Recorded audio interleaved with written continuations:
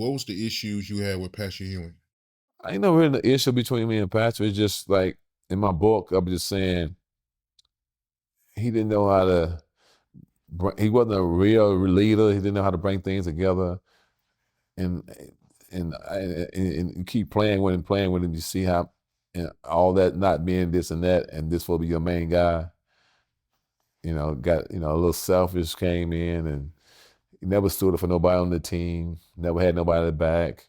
And I played with him for 10 years, and we probably went to dinner twice in New York in 10 years, and it was he didn't mingle with the guys on the team too much, but you know.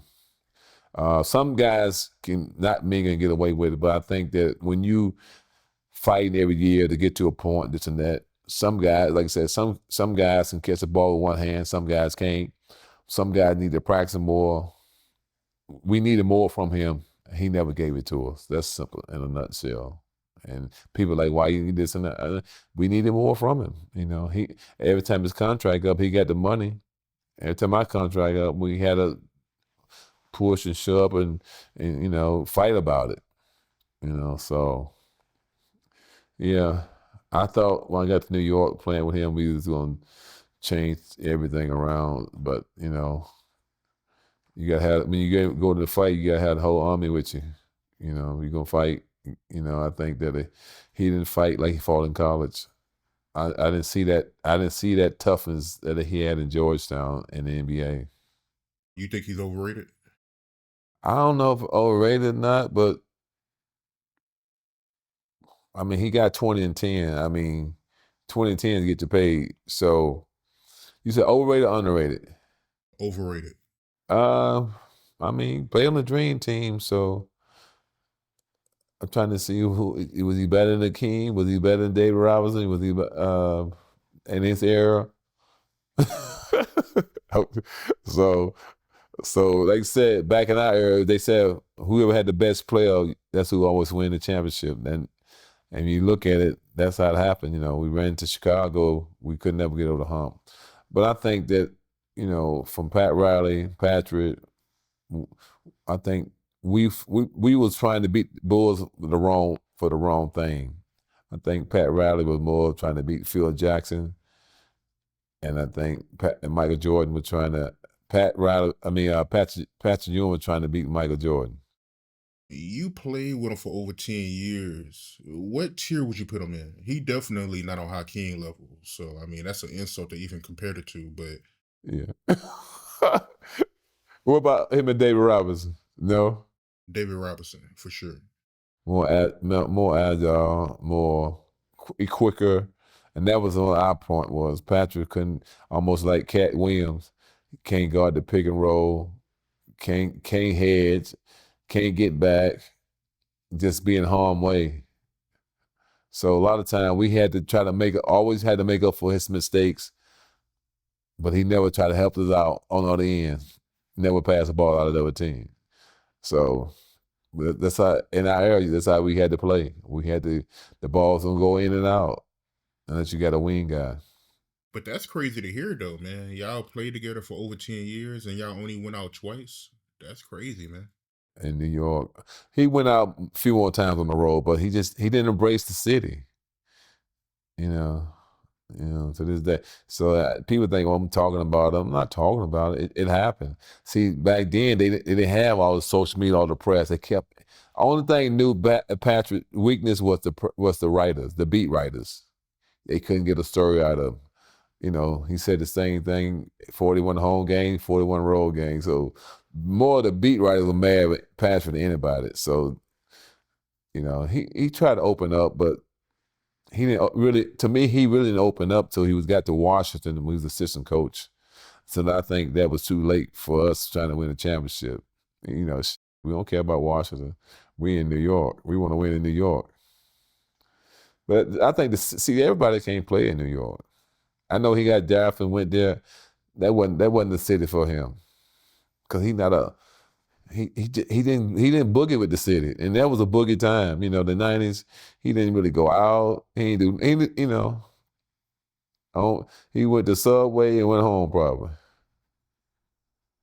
He was a suck, so yeah, he I don't know. I guess you gotta do what you gotta do. How is your relationship with Stephen A right now? I know at one point you was mad, right, that he didn't defend you against the Knicks owner. He danced around it.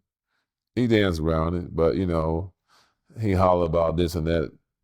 They know this man's a bad man, but they can't go 100% out about him. It's just how this the world go around.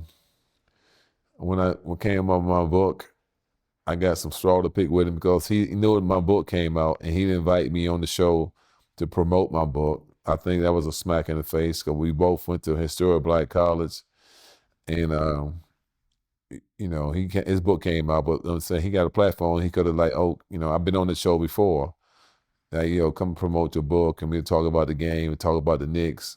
He didn't do none of that. So when I see him, I'm gonna have some words for him. And then he could have had his crew to go down to Virginia Union, homecoming. He haven't done that yet. So I got a lot of the things to pick with him, and I'm gonna let him know when I see him.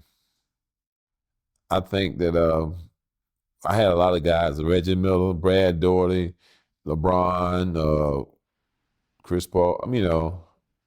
Chris Paul, all them guys who saw that. Doc Rivers, he was coaching. A lot of guys spoke up, but just no one. No one I played with. I played with over 100 some guys in my 10 years in New York. No one spoke up. Chris Childs called me, but but I really feel like no one really had power. I played with Patrick for 10 years. I think I put it all in his hand because this story I'm gonna tell you never been told before. We was on a plane one time, and so Patrick, he on the plane he real friendly with it. That's probably the most friendly he ever be.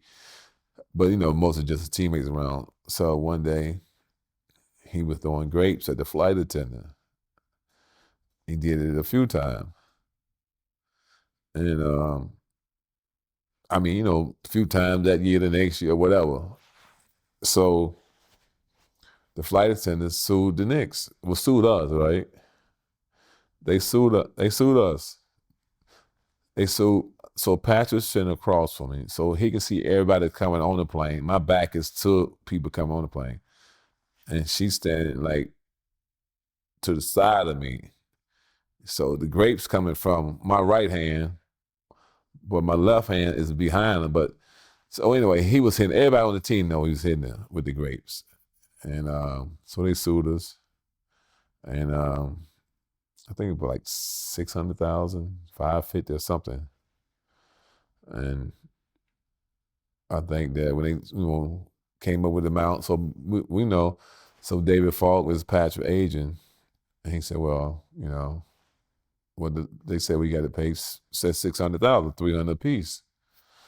I'm like, 600,000 for, I didn't do nothing, so he said, well, they said you and Patrick, my name was on the paperwork. And I was like, really? And everybody on the team he was the only one he did it several times. And so I said to David Falk, I said, well, I'll pay for it. Because I feel like Patrick should have been man enough to say, hey, yeah, I did it, man. He go to my. So he probably making $6 million, I probably making $1 million or whatever. And I'm like, wow. So basically, when he went to court, he was married, I was single. So if we hit the press, he was like, it would make him look bad, because he, whatever. So I said, okay, well, I'll pay the other half. Just being a teammate or being a guy, So I was like, wow, this guy is not a stand-up guy. So I should have known when that stuff happened in Madison Square Garden, he wasn't gonna say nothing. But I was expecting him to say something after 10 years. He didn't say nothing. And you say the Knicks owner is a real bad guy? Like, what makes you say that? Yeah, he got to be a bad guy. He keep doing stuff to people and getting away with it. It's just unfortunate. It just, I don't know. He just do stuff, and he's a control freak. Someone just resigned about 2 months ago or whatever, and said that how he just it's a not a good environment to be working at. You know how he do stuff and holler at people and disrespect people, and the league know it. They don't do nothing about it. Um, so one day, we in court right now. Hopefully that the judge give me my day, jury trial, and we go from there.